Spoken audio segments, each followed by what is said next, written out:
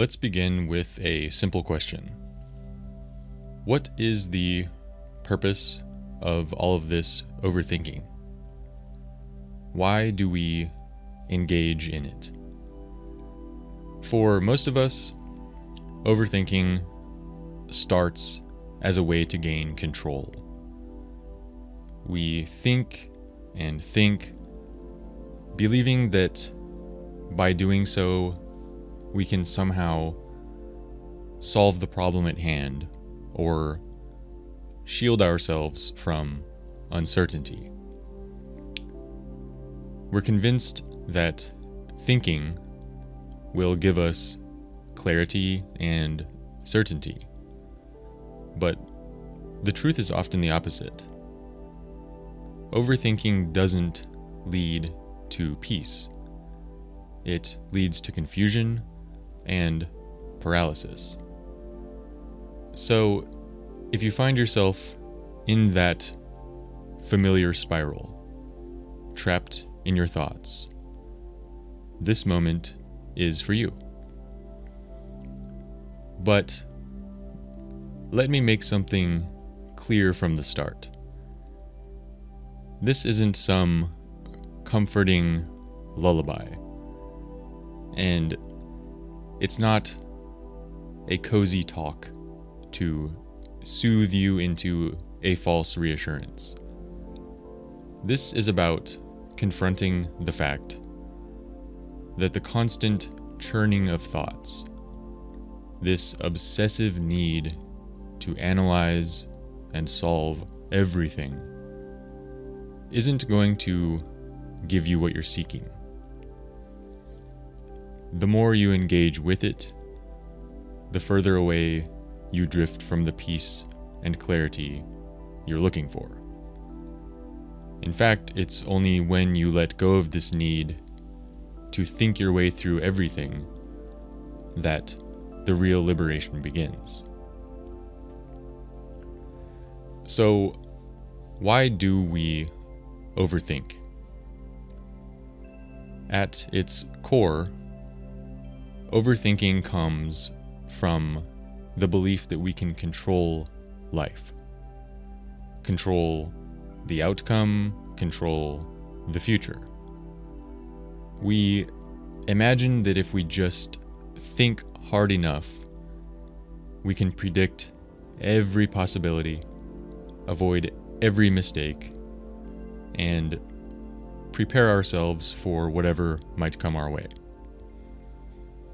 But here's where the real trouble lies.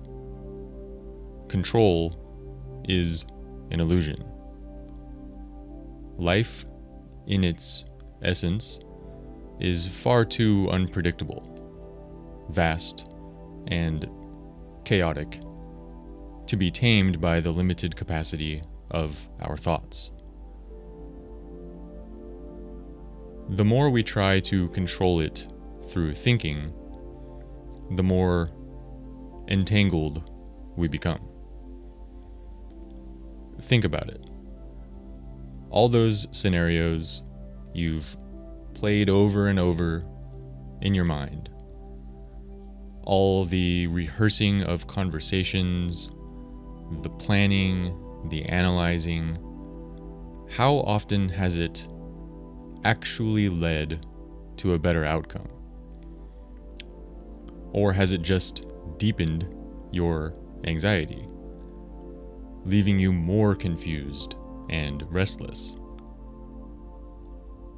The truth is that we overthink because we are afraid to let go. We believe that surrendering means chaos, but in reality, it's the opposite. When you stop trying to micromanage life through endless thoughts, you allow space for something far more profound to emerge. Something that thinking alone cannot give you. This might be one of the most freeing realizations. You are not your thoughts. It might sound odd at first, but it's crucial. So many of us live as though our thoughts define who we are. We identify with them completely, as if they are the core of our being. But are they really? Take a moment to reflect on this. Do you consciously choose every thought that enters your mind? Of course not. Thoughts arise on their own, like clouds drifting across the sky. They come and go without your permission. Yet most of us get caught up in these clouds. We mistake the passing thoughts for our entire reality, forgetting that behind the clouds, there's a vast, open sky. When you overthink, it's easy to get lost in that stream of thoughts, believing that you must solve them or act on them. But what if you didn't? What if you allowed them to come and go, like waves on the surface of an ocean, while you remained grounded in something deeper? Overthinking is like being tossed around by the waves, never realizing that you are the ocean itself, vast, still, and untroubled by the disturbances up on the surface. When you realize this, thoughts begin to lose their grip on you, and you don't have to fight them. You simply let them pass, knowing that they are not really you. Another layer of overthinking comes from the insidious little word should.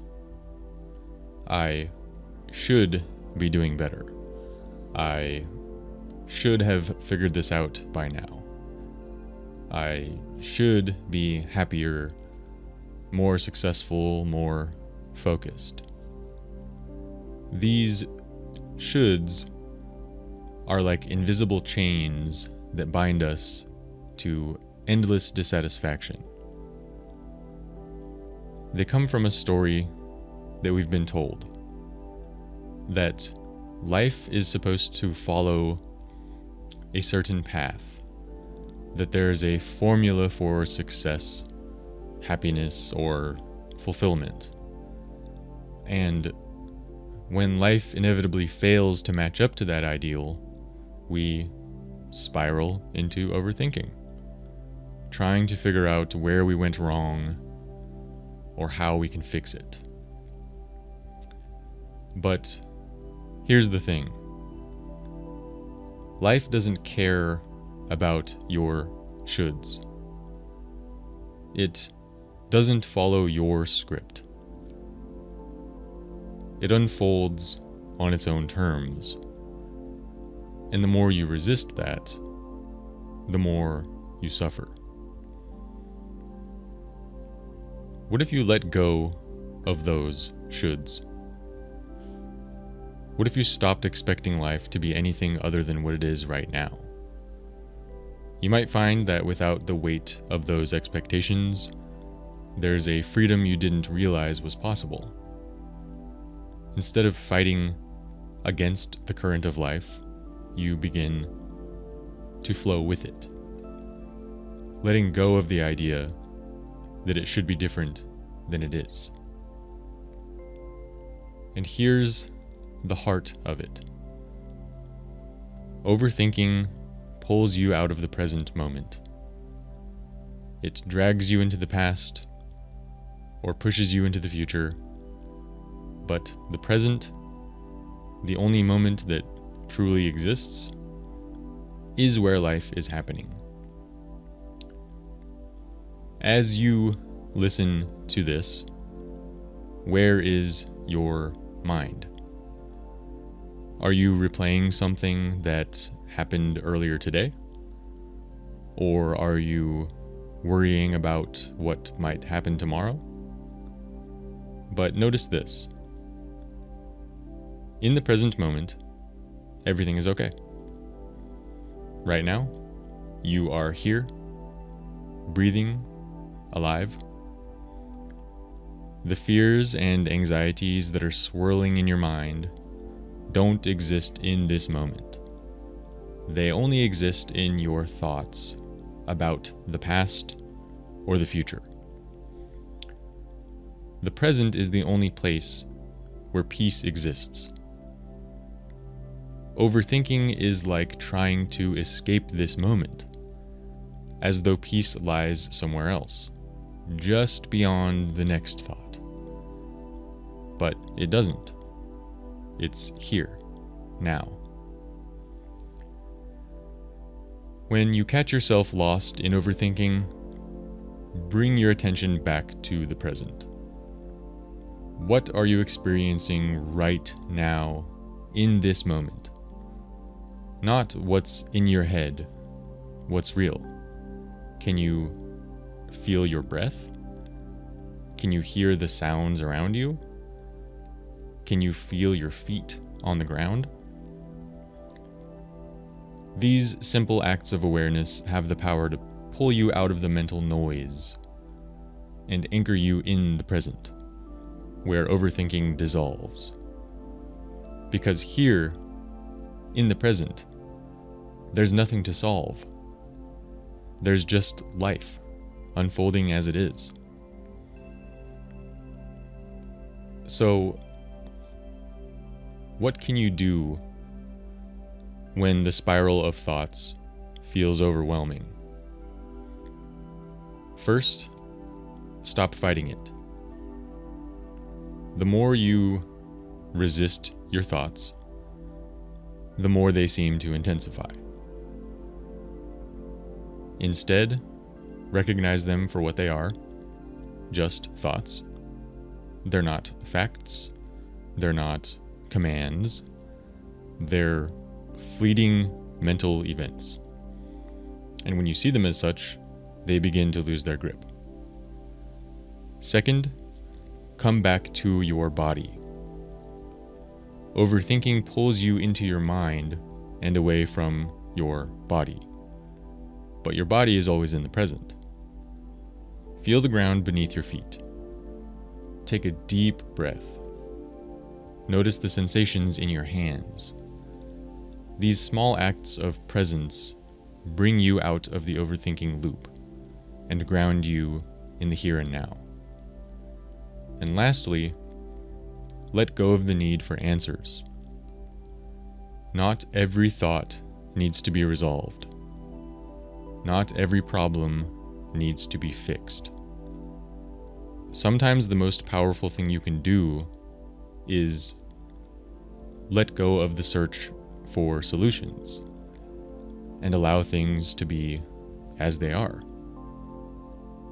When you do this, the mind naturally settles, and the clarity you were seeking arrives, not through effort, but through surrender. The truth is, life isn't a problem to be solved. It's not an equation to figure out. Life is a dance. And overthinking is like sitting on the sidelines, trying to analyze every step, missing the music altogether. So, when you find yourself caught in that spiral again, remember this. You are not your thoughts. You are the space in which those thoughts arise and fade away. You are the stillness beneath the waves. And in that stillness, there is nothing to solve, nothing to control. Only life happening moment by moment. Let go of the need to think your way out of it. Instead, step into the flow and let life carry you forward. There is a freedom that comes when you stop trying to figure it all out, when you realize that the overthinking itself is the very thing standing between you and the peace you're seeking. Let it go.